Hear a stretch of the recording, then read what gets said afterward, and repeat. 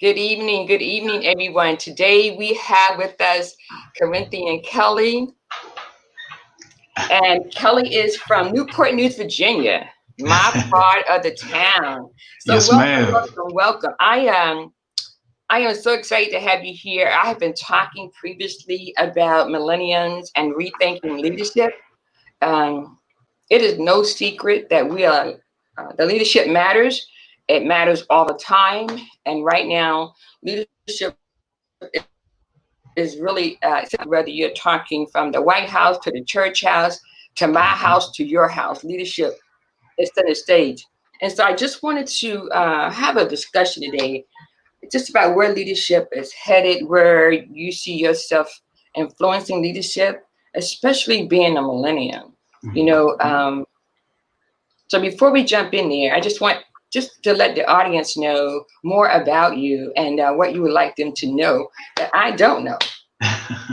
Well, thank you so much, Dr. Fowler, for having me and having me be a part of this discussion. I think it's very important. So again, my name is Corinthian Kelly. I am from Newport News, Virginia, originally. So proud of the 757, proud of my roots. All right. Um, I am currently residing in Wichita, Kansas. I moved out here for grad school, so I am in my second and a half year in a master's of public administration program at Wichita State University, All uh, right.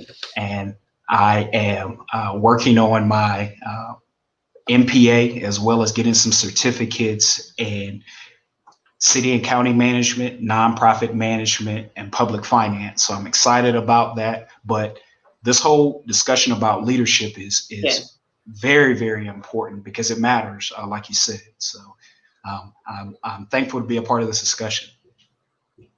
Well, I want to make sure that I'm inclusive in regards to generations. Leadership goes across all industries, and as you know, we are right now um, in the midst of where leadership, millennium reign, and in the workplace, and leadership is center stage. And I wanted to try to think about what I could do to help influence and shape leadership in regards to post pandemic, in regards to the landscape changing in the workplace and the workforce changing. And so I thought that I would create a platform where we could have some candid discussions. We certainly have strategic plans, succession plans, all sitting on the shelf, leadership development plans that were sitting on the shelf. And now we're at a point where everyone has to pull their plan off the shelf Mhm. and start over. I see you here, you're outreach manager and you're studying public administration. So I just have to jump in here and ask, are you Mhm. planning on running for office sometime in the future, or how do you plan on influencing our future post-pandemic with this magnificent educational journey that you have? Well, that's a great question. So, um, working in public administration, and let me take a step back. So, I'm a proud Virginia Tech grad.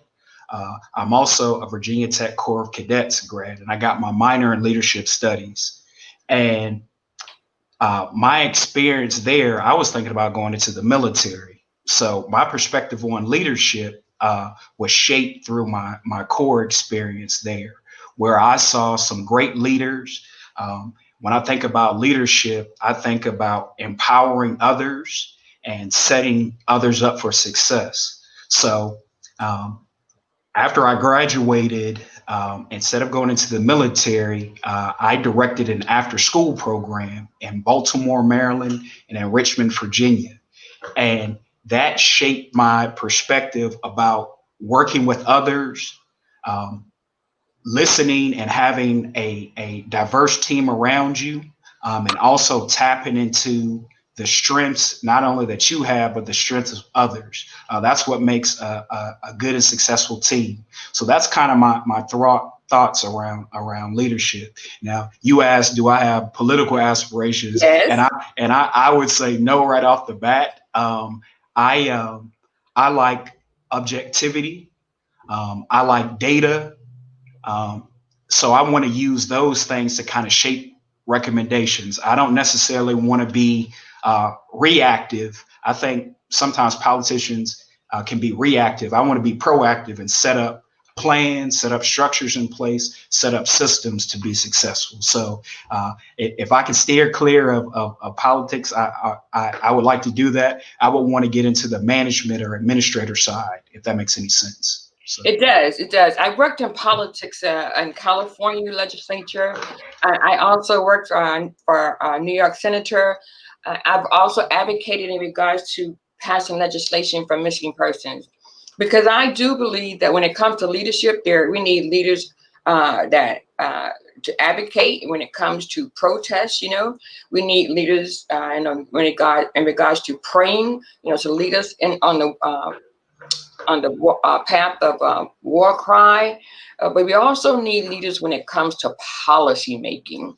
I mean, I I agree. say, not everybody can do all three. Maybe they can, but I know that we need all three to make it happen.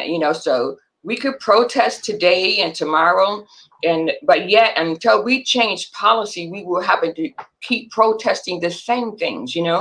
So that's why I was asking you, and I'm excited about your endeavors to work behind the scene Yeah. and to keep those in office informed, because politicians don't know everything. They got a couple of issues that they run on, right? Absolutely, absolutely. So I wanna make decisions. There's in some of my coursework, I've learned some things. One of my major takeaways was decisions are based off of a three-legged stool. Um, Uh, all right. So the stool, there's a practical implication. Thinking about things like cost benefit analysis. Does it make fiscal sense? All yes. right. There is a legal stool. Like, is it against the law? Can we do it legally? All right. um, Yes. and then there's also political concerns. I would also add a fourth leg to that. I would also add a spiritual aspect of it in my decision makings. I think about, at the end of the day, is it right to do? Those are my thoughts, behind it. So I want to be able to make recommendations based off of those legs in my stool, if that makes any sense. No, it does. The moral leg of it, the spiritual leg of it, being ethically sound, right, morally right. A lot of times when we talk about leadership loyalty, Mhm. leadership loyalty is and being on point and being on purpose and being morally right is a two-way street. So it's not just so much as what you do as a leader, but what you do for those that you lead, right? Absolutely. That is what is the heart of the matter for me. You can't talk about leadership without talking about uh, Cooks and um, Posner, and that's just one. That's just to name one. When we talk Hmm. about leadership challenges, you Hmm. know, uh, we don't know everything as leaders. Politicians don't know everything as leaders, but I know that um, we are in the midst of the most important opportunity right now for voting, and Hmm. everybody can lead. At this Hmm. point, everybody, Hmm. we can. If you're not old enough to vote, you can at least rally up to vote. And Hmm. we need people to realize that November 3rd is the last day to vote, right? Uh-huh. Uh-huh. But right now, early voting is going on. So not only can we vote now, and we encourage people to vote early, we just want Hmm. to be able to start leading um, from the front, from the Hmm. middle, and from behind. Like I said, you may not be old enough to vote, but you can Yeah. rally up those who are old enough and register them for next year. So, talk to me about how you can see yourself in your outreach program or with the people you come in contact with, to just Hmm. for the next 12 days, what we could do as Yep. leaders. Yep. So two points. I would say right now, I think we're in a crisis of credibility. Mm, So where are we getting good sound information from? Who are we listening to? So I think it's important to raise the level of where we're getting information from. I think that's important. You can do that at any level. I would yeah, tell students that I work with, where are your sources that you're citing? Are they credible? Do you trust them? Do they have a track record of success? That's where I want you to be judging your decisions made off of. That can start in first grade through adulthood. All right. So I think that's important. And then to the point that you made a little earlier, um, I'll make this point: deeds, not words. Mm, So I follow people based off the fruit or what I have seen them demonstrate over time, not just one day. You can right. tell me anything one day, but I want you to your demonstrated track record over time of what you've done. So I try to focus on what I can control. I know what's in my power. I know that I have an opportunity to get information out about um, educational opportunities to clients that I work with. So I try to promote that. I know I have an opportunity to be a mentor, which I do. So I try to promote that. So I want people to be able to think for themselves, think critically. But there's things that everyone can do. There's not a sideline in this. Everyone can play an active role in it. But I would say first it starts with getting credible information. I think that is excellent point to make because integrity is not just doesn't happen in just one incident, right? Integrity is actually every moment, like you said, Absolutely. everything you do. And I certainly believe in that because I tell you, I don't have no money in the bank. All I have is my word, you know?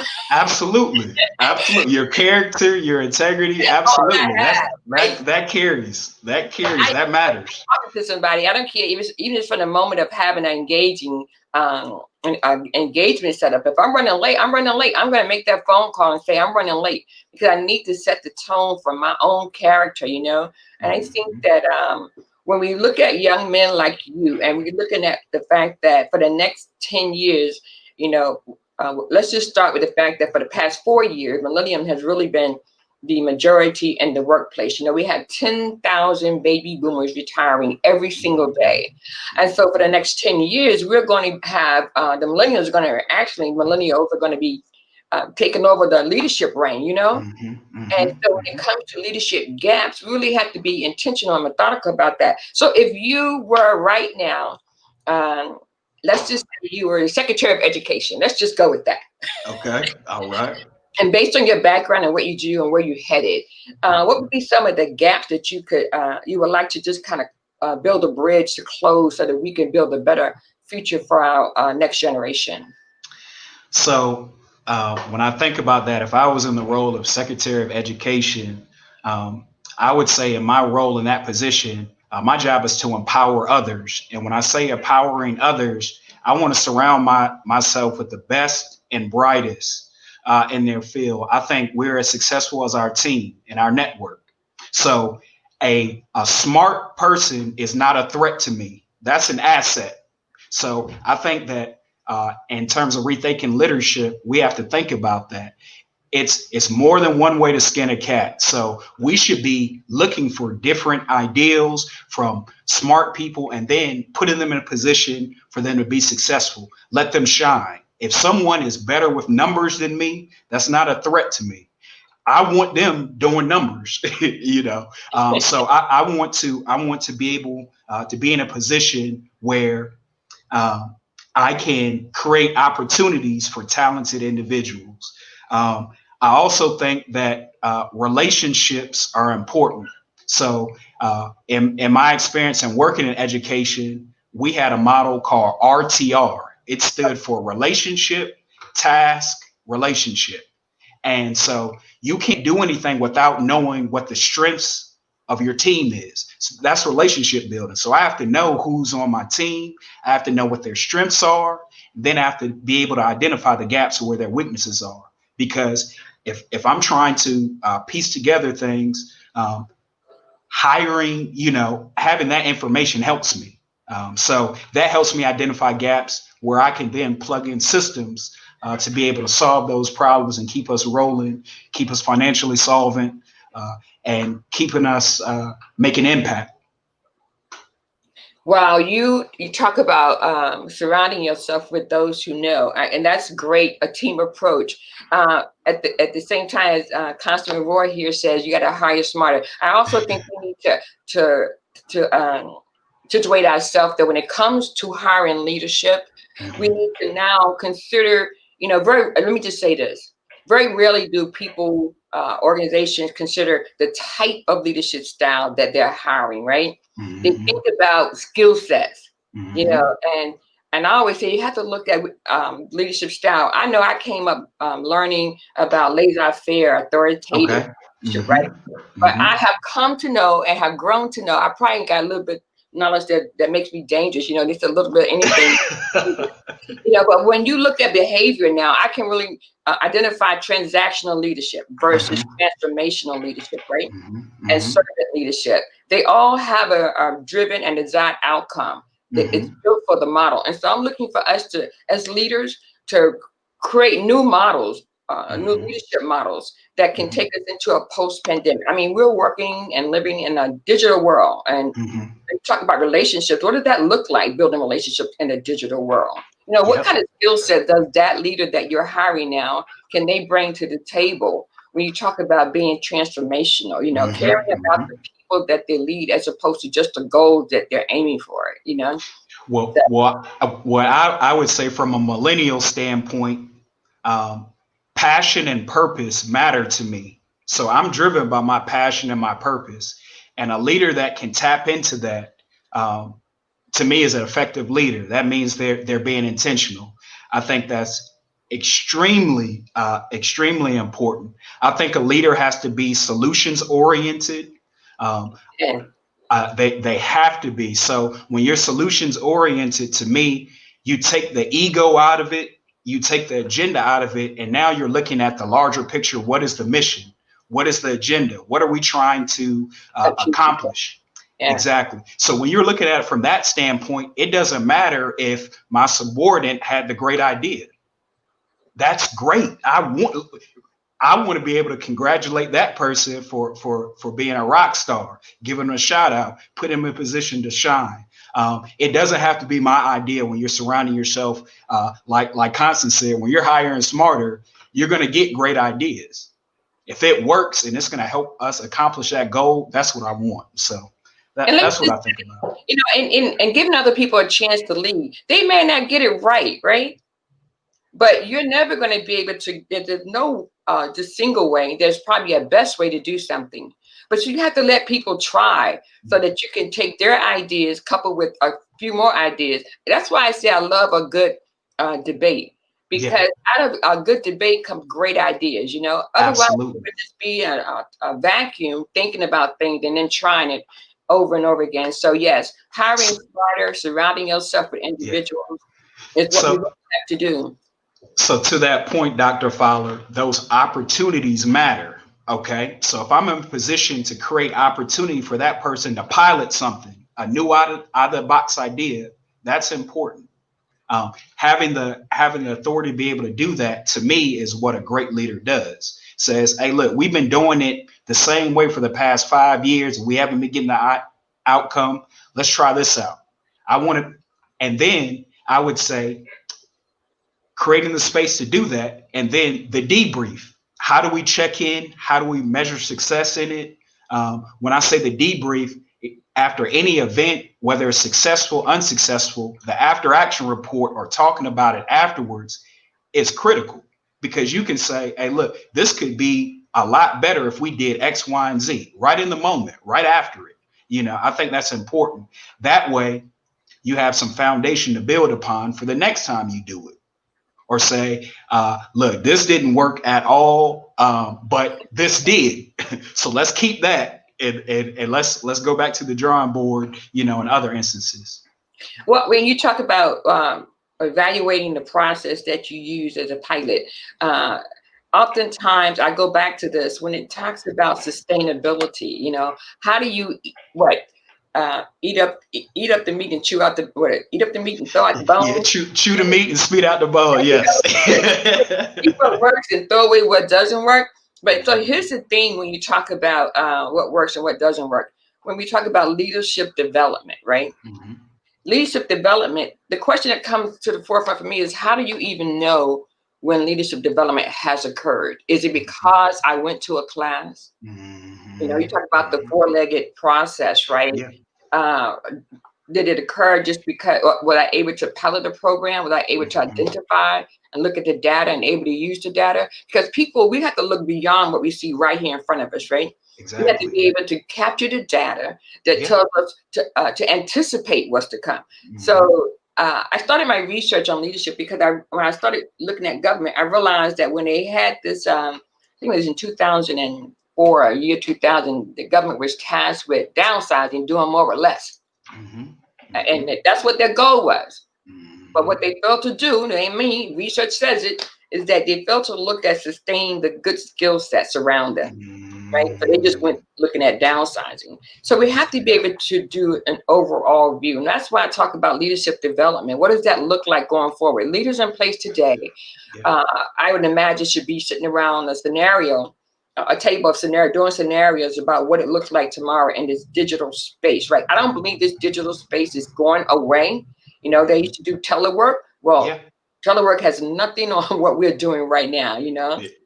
That is, it's the future is now. That's here to stay. I think. I would say for a leader, professional development and investing in your people is important. Grooming them, cultivating them, putting them in positions to shine is also important. And then I think about the teach back. So if Mm, I have someone that is a tech person, that is a Microsoft Excel guru, I want him to not only show me, but show the rest of the team because all that right. increases their skill set. You see what I'm saying? Yeah. And so I think that's important. The leader should be identifying skills that each of my teammates have because everyone brings something to the table. And can it be something that would benefit the whole team overall? Whether that person stays with my organization or not, it's still valuable information that I want to use to enhance the skill sets of those around me.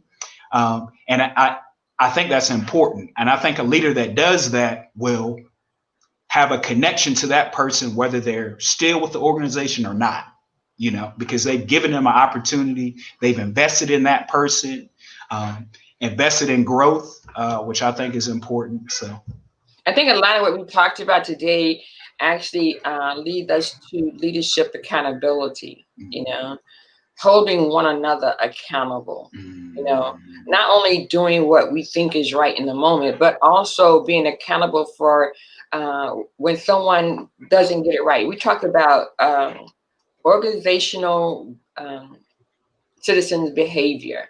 You know, mhm. that's an area where the workers in the organization want to know that they are being treated fairly, you know. Mhm, So now mhm. that we have diversity conversations going on, or whether it should be a talk going on at all, we have to have leaders that are going to stand in the gap and speak up and raise their voices, you know.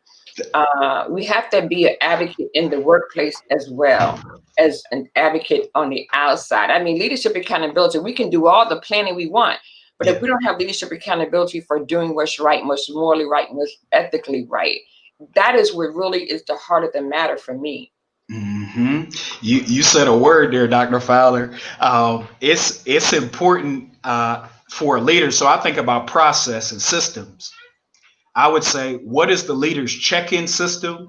Like, how does the leader have a temperature check or a pulse on the organization if you don't talk to the people that are doing the work? Yeah, So that has to be calculated. That has to be a part of the agenda. That has to be on a person's schedule, for check-ins. I also think feedback is so important. I think employees, young professionals, millennials yearn for feedback, constructive as well as praise. I mean, the feedback is important because if I don't know you don't want me going in this direction, how will I know unless you tell me? So yeah, creating spaces to do that. I would also say that people process information differently. There's some people that are more vocal. There's some people that'll sit in the meeting and not say anything. So if I'm a leader, I want to have spaces for people that can talk as well as I want to have a capture sheet where people can write down questions and concerns where I get it, because that person that might be quiet still has a lot that they want to share and say. I just want to create the system where they can still share it. If that makes any yeah. sense. No, no, that makes a lot of sense. Just because a person isn't speaking in the moment doesn't mean they don't have anything to say. You know, Absolutely. I think the greatest opportunity is the ones who can listen and the ones who can take what they heard and then put it into some type of illustration, be it action. The challenging thing sometimes is going up against what's what used to be normal, right? What used to Hmm. be normal. And I'm just trying to get us to think about a new normal, you know, Yeah. a Yeah. new Yeah. normal. We keep trying to use the same template, and now we Hmm. all have an honest opportunity that we didn't ask for Hmm. to be able to reshape leadership, you know, Hmm. be intentional about the type of leadership style that we are hiring. And when it comes to succession planning, creating a template of skill sets or competencies that help you to create a pool of leaders for succession planning. You know, and I tell you what, don't get me started on succession planning. Oh, Yeah, look. I know Dr. Fowler from your military experience. Like in the military, they teach you you need to know the job of the person under you and above you. It's so important. It's like I don't know. Some people call it the if that person gets hit by a bus, God forbid they get hit by a bus. But that kind of plan. If that person isn't there, who's going to pick up the slack? That's critically important. Um, to me, a great leader, one of the goals that I strive for when I directed an after school program in Baltimore, Maryland, and Richmond, Virginia. To me, the mark of good leadership or a great center was a center running, and I wasn't even there. hmm Like, I want people trained and knowledgeable enough that a beat doesn't skip whether Mr. C is in the building or not. And that takes giving people the opportunity to lead, to follow and see what I do on a day to day basis, having it written out what the tasks, the duties, the roles are, codifying that. That's important. All that has to be, the stuff has to not only be experienced, but it has to be documented as well. Then you have to give people an opportunity to demonstrate it. So if I'm leading every day and people are used to me leading every day, they're not thinking about, all right, well, what do I do when Mr. C is not there? Not here. But if I've demonstrated, I said, well, today I'm going to give you the opportunity to lead this portion. Now I know how to do it. So now it's not a surprise when it happens. It's just like we do fire drills and all that kind of stuff. You're doing those drills for when things do happen. You see what I'm saying? So Yeah, yeah. that's important.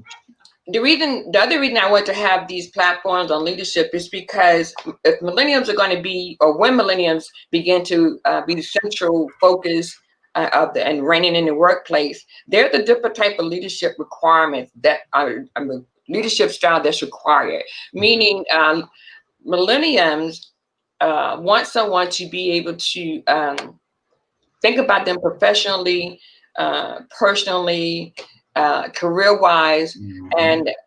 and and believe it or not, when it comes to the medical requirements. And so when we talk about um, millennials and leadership, I'm thinking about the fact that millennials have the tendency, are now known for uh, two things. One, they will not hesitate to switch jobs, to switch Mhm. organizations. You know, they Mhm. always said people quit leaders, not organizations. Well, now I think Mm. we quit organizations in regards to the fact that if you don't offer me a health plan that takes care, because we're all living in a different era. You know, we've all been impacted by some type of trauma. Every generation has been impacted by trauma. If you look it up and you look up the fact of generational trauma, you know, and you'll be surprised of what has been isolated in regards to the baby boomers and then the generation from Mm. there to the millennials. And so now we have to consider the type of medical help that we're providing people. You know, Mhm. are people our first thought when it comes to medical health plans that the organizations are offering? And that's one of the things that millennials will say, if you're not taking care of those things, then I'm going to shift to someone who can, you know? Oh, it's incumbent upon the leader to care. You have to care. So you know, myself and my work are two separate entities. And when I say that, I'm a person, I'm a human being that has feelings, outside of my work, which is important. It's important for a leader to understand that. I would say for millennials, again, passion is important, opportunity is important, but it's holistic. Yeah, yes. It's holistic. You can't separate one without the other. I would say millennials also uh, are used to working. A millennial doesn't necessarily work traditional hours, 9 to 5.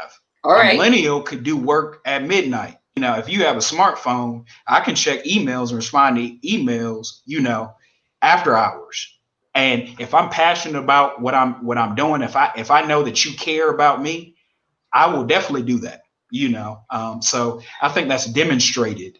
I also think it's important for a leader to have times and spaces where they get the team together, where you talk about things other than work. All right. So I'll give a great example. I had a boss in an organization I stayed with for 8 years because the culture was so great. Mm.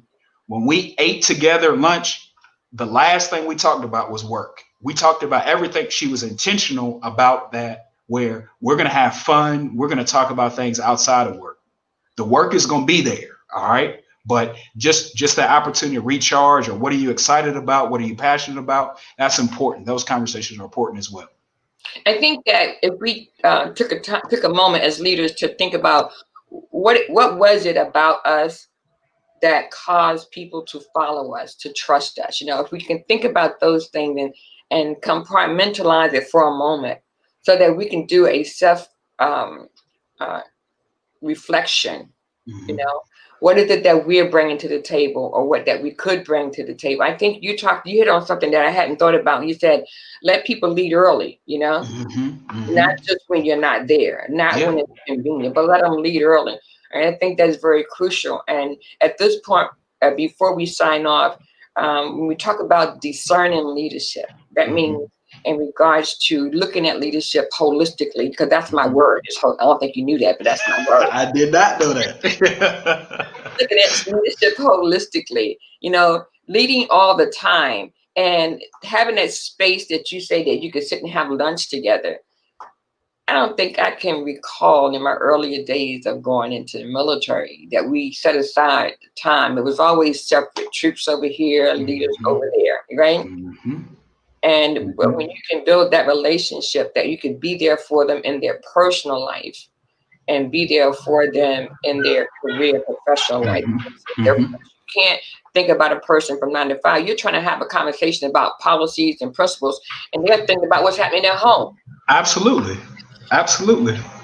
Absolutely. I had a I had a general who wrote on one of my recommendations.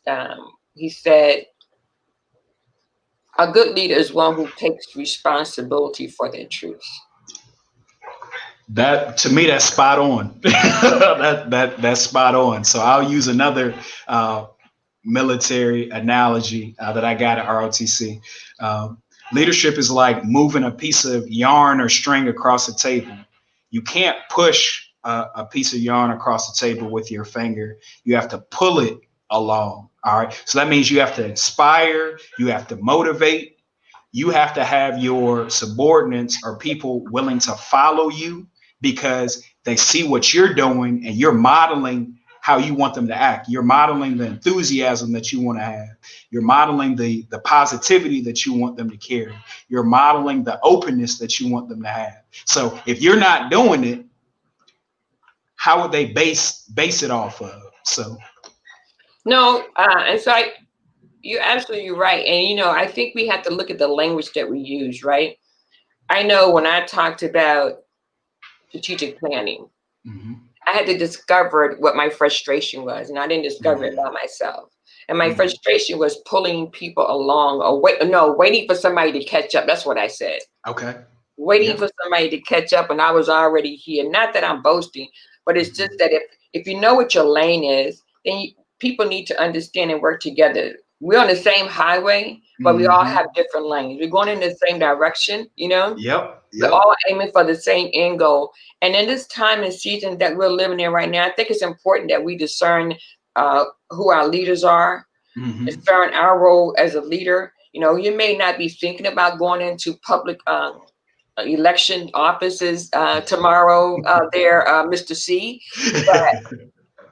but you may be able to go in there for a short season, or you may be able to deliberately, you know, plant yourself in a space where you can definitely be heard, even if it's behind the scene. I don't have a problem being behind the scene because here's what I know: politicians don't know every issue, and they got constituent in their office. They got people in the office that work a set of policies, a area of concern, and with a group of constituents or Mm-hmm. organizations. And my job was to go out there and find out why they want something, you know, so I can Mm-hmm. look at it from both sides, you know. Absolutely. So it's not just something that benefits the person or organization, but that it benefits the constituents with whom I represent, you know. Absolutely. So Absolutely. it's not an easy task to go out there and be an elected official. But if you're going to step out there, you got to do so with integrity. You know, leadership matters, voting matters. You know, Mm-hmm. democracy matters. So right now, I'm saying to everyone, leadership matters.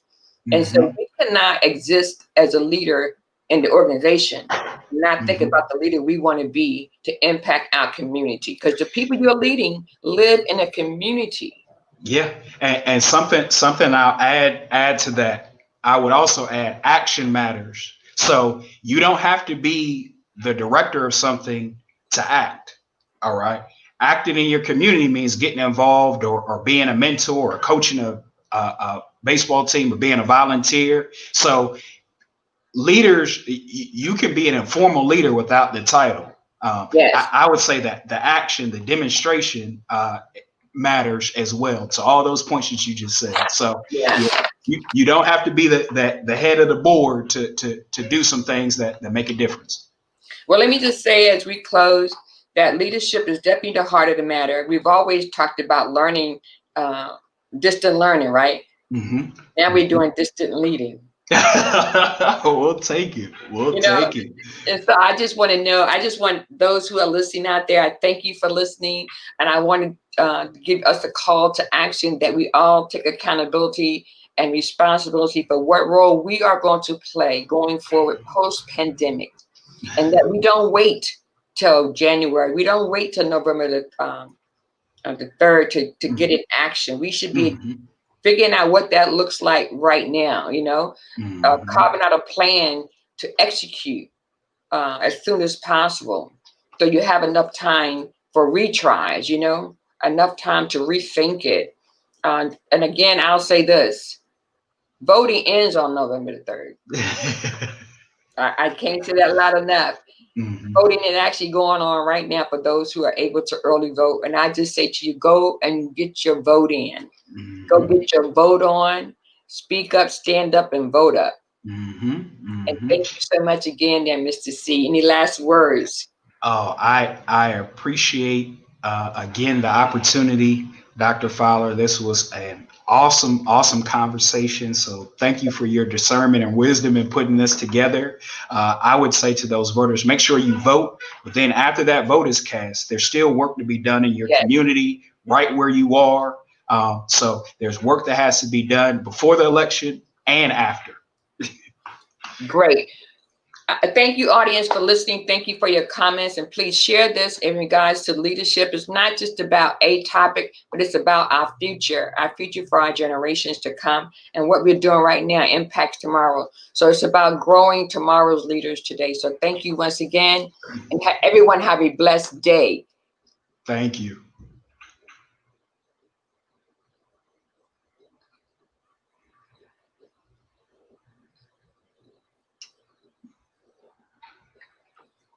So Mr. C, it's taken a moment to end the broadcast. Not sure it's still live, so I'm trying to make sure that we're able to capture everyone's comments.